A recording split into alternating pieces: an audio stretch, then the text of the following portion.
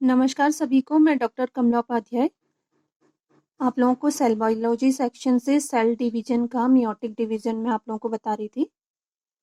पिछले वीडियो में हमने देखा कि जो मियोटिक डिवीजन है वो क्या है, कहाँ पे होता है और उसकी डिफरेंट कौन कौन सी फेजेस हैं। तो आज के लेक्चर में हम इसके बारे में डिटेल में जानेंगे। तो आज हम सबसे पहले डिस्कस करेंगे मियोटिक डिवीजन का फर्स्ट मियोटिक डिवीजन, जिसे कि हेट्रोटिपिक डिवीजन भी कहा जाता है। ठीक है, तो इसमें हम सबसे पहले लेंगे प्रोफेज वन। प्रोफेज वन की सबसे बड़ी खासियत है कि ये सबसे बड़ी स्टेज है मियोसिस डिवीजन की। ठीक है, और यही वो स्टेज है जहाँ पे जो क्रोमोसोम्स हैं उनमें वेरिएशंस आते हैं, यानी कि जो डिफरेंट क्रॉसिंग ओवर की जो प्रोसेसेस हैं वो सारी प्रोफेज वन की स्टेज में ही कंप्लीट होती है। तो इसके हमने देखे थे कई इसके सब स्टेजेस थे, जैसे कि 6 स्टेजेस मैंने आप लोगों को बताया हुआ था। तो सबसे पहले आज हम डिस्कस करेंगे प्रोलेप्टोटिन और प्रोलेप्टोनिमा स्टेज कहते हैं इसे। तो प्रो का मतलब ग्रीक में है बिफोर, लेप्टास का मतलब है थिन, नीमा मतलब थ्रेड, यानी कि ये वो स्टेज है जहाँ पे कि जो क्रोमोसोम्स हैं वो बिल्कुल बहुत पतले हो जाते हैं, लंबे हो जाते हैं, खुल जाते हैं और लंबाई में बिल्कुल ऐसे दिखाई देते हैं जैसे कि कोई धागा न्यूक्लियस के अंदर पड़ा हो। ठीक है, तो इस वजह से इसका नाम दिया गया है प्रोलेप्टोनिमा। और इस स्टेज को जो है बिल्कुल माइटोसिस की जो प्रोफेज स्टेज है उसके पहले जैसी माइटोसिस में स्टेज होती है प्रोफेज के होने के पहले, बिल्कुल वही स्टेज होने की वजह से ये उसको रिजेंबल करती है। ठीक है, अब देखिए इसके बाद जो नेक्स्ट स्टेज है उसे कहेंगे लैप्टोटिन और लैप्टोनिमा स्टेज। ये स्टेज भी कुछ प्रोफेज से ही मिलती है, लेकिन इसमें जो क्रोमोसोम्स हैं वो बहुत ही ज़्यादा खुल जाते हैं और एक बिल्कुल धागे की तरह का उनका शेप हो जाता है। ठीक है, और इनका जो ओरिएंटेशन है क्रोमोसोम्स का एक स्पेसिफिक ओरिएंटेशन हो जाता है, यानी कि उनका जो डायरेक्शन है वो बिल्कुल चेंज हो जाता है। और जो ये क्रोमोसोम्स हैं ये बिल्कुल एक साइड, न्यूक्लियस के एक साइड इकट्ठा हो जाते हैं और वो साइड इसकी है सेंट्रोसोम वाली साइड। ठीक है, जहाँ पे कि जो सेंट्रियोल है वो रहता है उस ओर को ये एक तरह से इकट्ठा हो जाते हैं और उस स्टेज में ये बिल्कुल एक बुके की तरह दिखाई देते हैं, जिसकी वजह से इस स्टेज को बुके स्टेज भी बोला जाता है। और जो सेंट्रियोल है उसी टाइम पे वो भी डुप्लीकेट करता है और उसकी जो डॉटर जो सेंट्रियोल है वो दोनों अपने ऑपोजिट डायरेक्शन में, ऑपोजिट पोल, यानी कि एक इस पोल है तो दूसरा दूसरी पोल पे वो माइग्रेट करने लगते हैं। और जब वो अपने पोल पे पहुंच जाएंगे तो वहां पे ये फिर से डुप्लीकेट होंगे। ठीक है, क्या हुआ कि पहले जब ये सेंट्रियोल न्यूक्लियस के पास में जहाँ उसकी वो पोजीशन थी जहाँ पे वो रहता है वहां पे वो पहले डिवाइड हुआ, वहां पे उसने डॉटर सेंट्रियोल बना लिया, यानी कि दो बन गए। उसके बाद ये दोनों ही अपने अपने पोल की ओर चले जाते हैं। ठीक है, फिर वहां पे अगेन ये डुप्लीकेट होंगे और इस तरह से जो है डुप्लीकेशन के बाद फिर हर एक की अपनी अपनी एक डॉटर सेंट्रियोल वहां पे बन जाता है। यहाँ पर आप लोगों को लैप्टोटिन की स्टेज दिखाई गई है। देखिए आपको जो इसमें क्रोमोसोम है जैसा कि मैंने कहा वो बिल्कुल थ्रेड लाइक स्ट्रक्चर में यहाँ पे दिखाई देते हैं और वो अनकॉइल हो जाते हैं। ठीक है, और यहाँ पे आपको सेंट्रियोल दिखाया गया है, ये बीच में आपको न्यूक्लियोलस दिखाया गया है। ठीक है, और यहाँ पे आपको न्यूक्लियस दिखाया गया है, ये जो राउंड स्ट्रक्चर है, सर्कुलर स्ट्रक्चर है, ये न्यूक्लियस है।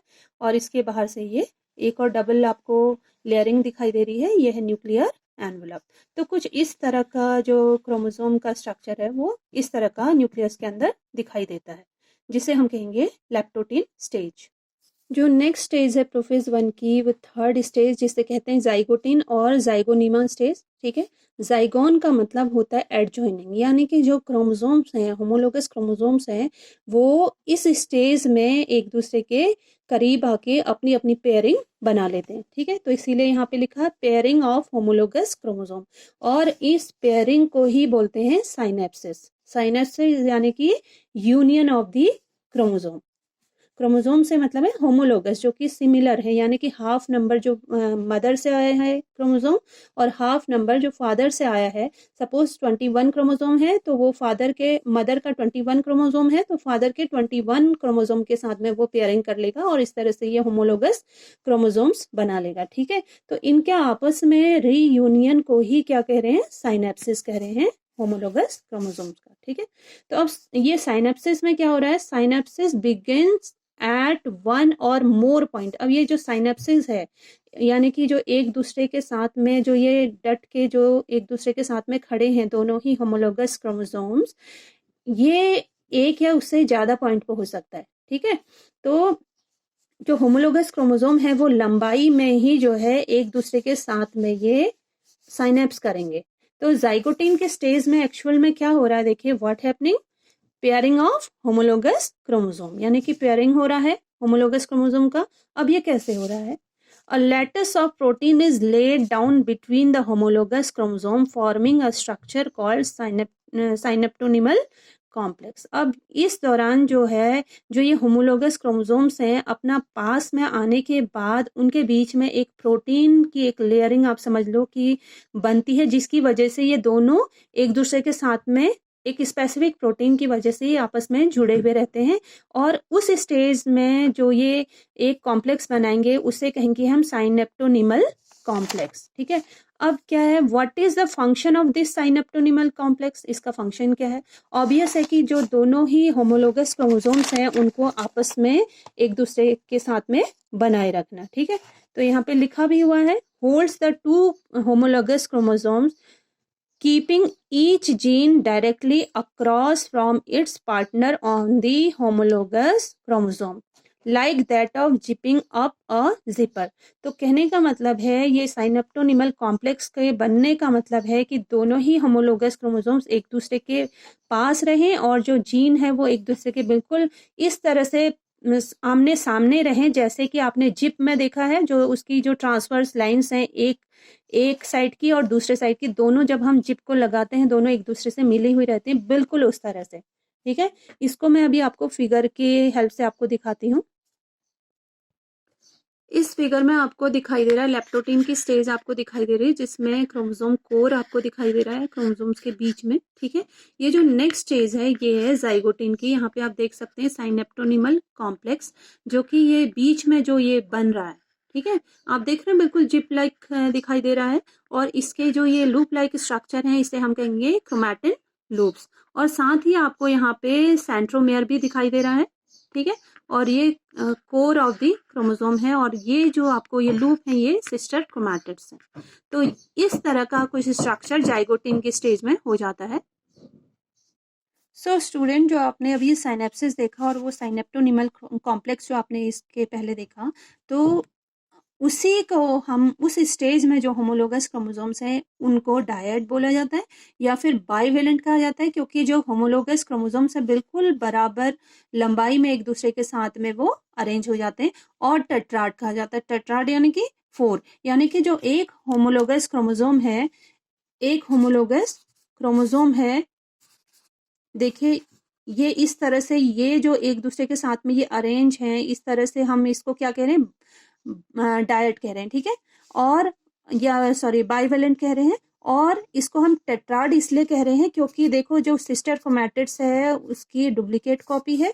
ठीक है, काउंट करेंगे 1 2 3 4। ठीक है, तो इस वजह से इस स्टेज को जो है टेट्राड भी कहा जाता है और क्वाड्रीवेलेंट स्टेज भी कहा जाता है। ठीक है, इसमें आपको नोट करने वाली ये बात क्या है, द एंड ऑफ साइनेप्सिस में marks the end of zygotene and beginning of the next stage called packeting.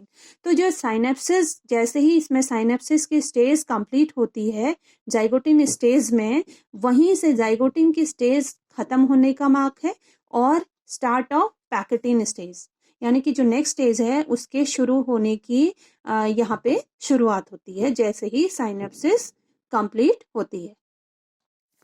Zygotene के बाद की जो नेक्स्ट स्टेज है उसे कहेंगे पैकेटीन स्टेज, और पैकेनिमा स्टेज भी बोला जाता है। ग्रीक में पैकस का मतलब है थिक। ठीक है, तो यहाँ पे जो क्रोमोसोम्स हैं आपको स्लाइटली थिक दिखाई देंगे, कंडेंस हो जाते हैं। ठीक है, और पैकेटीन की स्टेज में ही आपको जो होमोलोगस क्रोमोसोम्स हैं वो बिल्कुल साइनेप्टोनिमल कॉम्प्लेक्स की वजह से बिल्कुल एक दूसरे के बहुत पास दिखाई देंगे, एक दूसरे से जुड़े हुए दिखाई देते हैं। तो यहाँ पे थोड़ा सा इसका साइनेप्टोनीमल कॉम्प्लेक्स का यहाँ पे दिखाया गया है कि किस तरह से ये बना हुआ रहता है और एक होमोलोगस क्रोमोसोम दूसरे होमोलोगस क्रोमोसोम से किस तरह से जुड़ा हुआ रहता है। तो ये दोनों ही होमोलोगस क्रोमोसोम्स यहाँ पे दिखाए गए हैं, ठीक है। इनके बीच में जो ये आपको दिखाई दे रहा है, ये जो लाइन्स आपको दिखाई दे रही हैं, ये दिखाने की कोशिश की है जो साइनेप्टोनीमल कॉम्प्लेक्स है। और साथ ही ये लूप लाइक स्ट्रक्चर ये हैं DNA of sister chromatids of one homologous chromosome. इसी तरह से इधर वाले ये DNA of another homologous chromosome sister chromatids हैं ये। और इसके बीच में अब ये खास बात है इस स्टेज की कि इसमें रिकॉम्बिनेशन नोड्यूल्स बन जाते हैं और जिनका डायमीटर 100 nm होता है, यानी कि 100 नैनोमीटर इन डायमीटर होता है। और इस रिकॉम्बिनेशन नोड्यूल का बनने का मतलब है कि ये वो साइट उन साइट्स पे ये बनती है जहाँ पे कि क्रॉसिंग ओवर होगी, ठीक है। आप यहाँ पे देख रहे हैं कि ये जो एक लूप है डीएनए का, ये सिस्टर क्रोमैटिड्स है जो एक होमोलोगस क्रोमोसोम का, ये दूसरे सिस्टर क्रोमैटिड के साथ में ये क्रॉसिंग ओवर किए हुए यानी कि जुड़ा हुआ है, ठीक है। तो इसकी वजह से ये यहाँ पे रहेगा। यहाँ पे एक और यहाँ पे वर्ड लिखा गया लेटरल एलिमेंट कंटेन कोहेसिन। कोहेसिन एक स्पेसिफिक प्रोटीन है जिसकी वजह से जो है साइनेप्टोनीमल कॉम्प्लेक्स है ये आपस में जुड़े हुए रहते हैं। अब हम इस स्टेज की यानी कि पैकेटिन स्टेज की खास बात को भी हम देख लें तो इसमें जैसा कि मैंने बताया कि इसमें रिकॉम्बिनेशन नोड्यूल होंगे और ये उन्हीं साइड पे होंगे जहाँ पे कि क्रॉसिंग ओवर होनी है। तो ये जो रिकॉम्बिनेशन नोड्यूल्स हैं इनमें एंजाइमेटिक मशीनरी होती है जो कि जेनेटिक रिकॉम्बिनेशन के लिए रिस्पॉन्सिबल होती है। तो आप कह सकते हैं कि जो क्रॉसिंग ओवर की जो प्रोसेस है वो पैकेटिन स्टेज पे शुरू हो जाती है यानी कि स्टार्ट हो जाती है। और यहाँ से ही ये जो रिकॉम्बिनेशन ऑफ डिफरेंट जो क्रोमोसोम्स के जो जीन्स हैं फादर एंड मदर का, वहाँ उनकी रीसफलिंग होती है, आप समझ लीजिए इस स्टेज में, ताकि जेनेटिक वेरिएशन आ सके। पैकेटिन स्टेज के बाद की जो नेक्स्ट स्टेज है उसे कहेंगे डिप्लोटिन स्टेज। और इस स्टेज में जो है जो साइनेप्टोनीमल कॉम्प्लेक्स है वो डिजॉल्व हो जाते हैं यानी कि वो खत्म हो जाएंगे। और जो कायस्मेटा है वो इसमें आपको बना हुआ दिखाई देता है। कायस्मेटा यानी कि इन जो नॉन सिस्टर क्रोमैटिड्स हैं उनके बीच में एक्स लाइक स्ट्रक्चर बनता है जिसकी वजह से जो क्रॉसिंग ओवर की प्रोसेस है वो होती है। और उसका रिजल्ट आपको यहाँ पे दिखाया गया है कि जो क्रोमोसोम सेगमेंट है उन्होंने अपने पार्ट्स को एक्सचेंज किया तो आपको जो रिजल्टिंग जो होमोलोगस क्रोमोसोम्स हैं वो इस तरह के दिखाई देंगे। तो आप देख सकते हैं इनमें जेनेटिक वेरिएशन रहेगा। तो इस वजह से जो गैमेट्स हैं उनमें जेनेटिक वेरिएशन आने की संभावना होती है। इस फिगर में आपको बहुत ही अच्छा जो है आपको कायस्मेटा फॉर्मेशन दिखाया गया है, क्रॉसिंग ओवर दिखाई गई है, ठीक है। तो ये आपको दो डिफरेंट होमोलोगस क्रोमोसोम्स दिखाई दे रहे हैं, ठीक है, एक मदर से एक फादर से। और जब इनमें पैकेटिन स्टेज में जब इनमें जो क्रॉसिंग ओवर है वो प्रोसेस होती है और इसके बाद की जो नेक्स्ट स्टेज है उसमें यानी डिप्लोटिन की स्टेज में जब इसमें कायस्मेटा फॉर्मेशन होता है, एक्स शेप स्ट्रक्चर आपको दिखाई दे रहा है, ठीक है। तो इसका रिजल्टिंग जो जब बाद में ये सेपरेट होंगे तो आप देख सकते हैं कि इसमें दोनों ने अपने नॉन सिस्टर क्रोमैटिड्स के पार्ट्स इन्होंने एक्सचेंज करने के बाद आपको इनमें दिखाई दे रहा है जेनेटिक वेरिएशन। तो इस तरह का जो है आपको डिप्लोटिन की स्टेज में आपको कायस्मेटा फॉर्मेशन दिखाई देगा। फाइनल जो प्रोफेज 1 की स्टेज है उसे कहेंगे डाइकाइनेसिस। और ये सबसे जैसा कि यहाँ पे लिखा हुआ है final stage of meiotic prophase 1, ठीक है, उसकी फाइनल स्टेज है। इसमें क्या होगा, meiotic spindle is assembled so chromosomes are prepared for separation. इस दौरान जो इसके पहले जो सेंट्रोमेयर हैं वो अपनी अपनी पोजीशन पे पहुंच चुके होते हैं, सेंट्रियोल्स जो हैं वो अपनी अपनी पोजीशन पे पहुंच चुके होते हैं और उनमें स्पिंडल फाइबर बन चुके होते हैं। तो इस वजह से जो स्पिंडल्स हैं वो क्रोमोसोम्स को सेपरेट करने के लिए स्पिंडल फाइबर क्रोमोसोम्स के साथ में जुड़ जाते हैं और उनको सेपरेट करने के लिए रेडी रहते हैं, ठीक है। तो इस स्टेज में ही आप समझ लीजिए कि प्रोफेज की स्टेज में ही जो स्पिंडल फाइबर हैं वो दोनों ही होमोलोगस क्रोमोसोम्स के काइनेटोकोर वाले यानी कि सेंट्रोमेयर वाली रीजन से वो जुड़ चुके होते हैं। इसके अलावा nucleolus detaches from NOR and disappear, यानी कि जो न्यूक्लियोलस है वो एनओआर न्यूक्लियोलर ऑर्गेनाइजर रीजन से वो अलग हो जाता है और धीरे धीरे वो गायब हो जाता है, यानी कि डिसअपेयर हो जाता है। और इसी के साथ ही जो न्यूक्लियर एनवलप है उसमें भी ब्रेक्स आने शुरू हो जाएंगे, और जो इंटरमीडिएट जो काइस्मेटा जो अभी तक बन गया था दोनों ही होमोलोगस क्रोमोसोम में, वो भी खत्म हो जाएगा। और इसे हम कहेंगे टर्मिनलाइजेशन, यानी कि जो एक्स शेप जो उसमें बना हुआ था वो एक्स शेप धीरे धीरे ऊपर से नीचे की ओर जाता रहेगा। सपोज ये एक्स यहाँ पे बना हुआ था सिस्टर क्रोमैटिड्स में, ठीक है, तो ये धीरे धीरे नीचे की ओर आके, लेकिन ये यहाँ एंड में ये जुड़े हुए रहेंगे क्रोमोसोम फिर भी, ठीक है। तो इसे हम कह रहे हैं टर्मिनलाइजेशन, यानी कि जो काइस्मेटा जो बना है वो यहाँ पे टर्मिनेट हो जाएगा। और इसी के साथ ही chromosomes get separated and the exchange segment visible. अब इसी स्टेज में जो आपको जो क्रोमोसोम्स हैं वो सेपरेट दिखाई देंगे, और जो उनके एक्सचेंज सेगमेंट्स हैं वो आपको साफ नजर आएंगे, कुछ इस तरह से, जैसा कि हमने पहले देखा था। इसके बाद देखिए tetrads move to the metaphase plate. अब जो ये टेट्राड है, टेट्राड यानी कि जो ये 4 क्रोमैटिड्स जो ये इनके हैं आर्म्स जो बने हुए हैं 4, इस स्टेज में इनको हम कह रहे हैं टेट्राड, यानी कि 1 2 3 4, ठीक है। तो इसलिए हम इसे कह रहे हैं टेट्राड बोल रहे हैं। तो ये क्या करेंगे, अपने अपने मेटाफेज प्लेट की ओर ये मूव करेंगे, यानी कि जो होमोलोगस क्रोमोसोम्स हैं ये सेंट्रल में अपनी पोजीशन ले लेंगे। अब चलिए जो प्रोफेज 1 है उस स्टेज के कंप्लीट होने के बाद की जो नेक्स्ट स्टेज है उसे देखें। तो इसमें जो नेक्स्ट स्टेज है उसे कहेंगे मेटाफेज 1, ठीक है। क्योंकि ये मियोटिक 1 की डिवीजन हो रही है तो इसलिए जो यहाँ पे मेटाफेज होगा उसे हम कहेंगे मेटाफेज 1। तो इसमें क्या हो रहा है, the 2 homologous chromosomes of each bivalent are connected to the spindle fibre from opposite pole. अब जो ऑपोजिट पोल में जो यहाँ पे जो सेंट्रियोल्स हैं, उन सेंट्रियोल से जो ये स्पिंडल फाइबर्स हैं उनके साथ में ये जो होमोलोगस क्रोमोसोम्स हैं इनका सेंट्रोमियर यहाँ पे इनके काइनेटोकोर से ये स्पिंडल फाइबर जुड़ जाता है, ठीक है। यहाँ पे दिखाया गया है बाइवेलेंट, यानी कि एक की कॉपी दूसरा है तो उसको हम कह रहे हैं बाइवेलेंट होमोलोगस क्रोमोसोम्स। एक ये होमोलोगस क्रोमोसोम है, इसका ये है कॉपी, इस तरह से। अब इसमें देखिए सेकंड क्या हो रहा है, sister chromatids connected to microtubule from the same spindle pole, यानी कि जो सिस्टर क्रोमैटिड्स हैं ये भी माइक्रोट्यूब्यूल के साथ में ये जुड़े रहेंगे इस स्पिंडल पोल के साथ में, ठीक है। जो कहाँ से स्पिंडल पोल आ रहा है, जो ये सेंट्रियोल्स हैं, ठीक है, इनसे जो बनी हुई जो ये स्पिंडल फाइबर है इनसे भी जो सिस्टर क्रोमैटिड्स हैं ये जुड़े रहते हैं, ये कह रहे हैं। अब इसमें नोट करने वाली बात क्या है, देखिए द मेटाफेज 1 की स्टेज में क्या हो रहा है, जो सारी साइटोलॉजिकल इवेंट्स हैं वो लगभग आप समझिए कि यहाँ पे एक तरह से कंप्लीट हो रही हैं, और ये मैंडल्स के लॉ ऑफ इंडिपेंडेंट असॉर्टमेंट को शो करता है, यानी कि जो गैमेट्स हैं वो इंडिपेंडेंटली असॉर्ट करते हैं।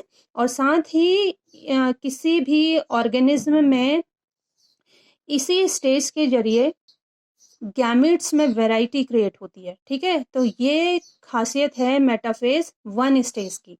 तो याद रखें कि मेटाफेज 1 स्टेज में जो क्रोमोसोम्स है वो स्पिंडल फाइबर के साथ में उनका जो सेंट्रोमेयर वाला एरिया है वो जुड़ जाएगा, और इसी स्टेज में ये दोनों ही पोल की ओर खींचने के लिए ये यहाँ पे तैयार रहेंगे, और सारे साइटोलॉजिकल इवेंट्स यानी कि ये जो रिडक्शन वाली प्रोसेस है आप समझिए कि इस स्टेज से ही स्टार्ट हो जाती है। इस फिगर में आप देख सकते हैं मेटाफेज 1 की स्टेज, जैसा कि मैंने कहा जो क्रोमोसोम्स है वो इक्वेटर में अलाइन हो जाएंगे, इक्वेटर में आ जाएंगे, और जो उनका सेंट्रोमेयर वाला रीजन है वो स्पिंडल फाइबर के साथ में जुड़ जाता है, आप देखिए। और इस स्टेज में ये क्रोमोसोम्स जो है अपना बिल्कुल सेपरेट होने के लिए प्रिपेयर हो जाते हैं, और इसी स्टेज में ये जो है अपना इंडिपेंडेंट असॉर्टमेंट जो कि आपने मेंडल्स लॉ में पढ़ा है उसी की रूल को ये फॉलो करते हैं। तो यहाँ पे आपको दिखाया गया है, और आप इधर देख सकते हैं जो मैंने आपको टर्मिनलाइजेशन आपको बताया था, तो यहाँ पे आप देखिए 2 होमोलोगस क्रोमोसोम्स है, इनमें आपको दिखाई दे रहा है टर्मिनल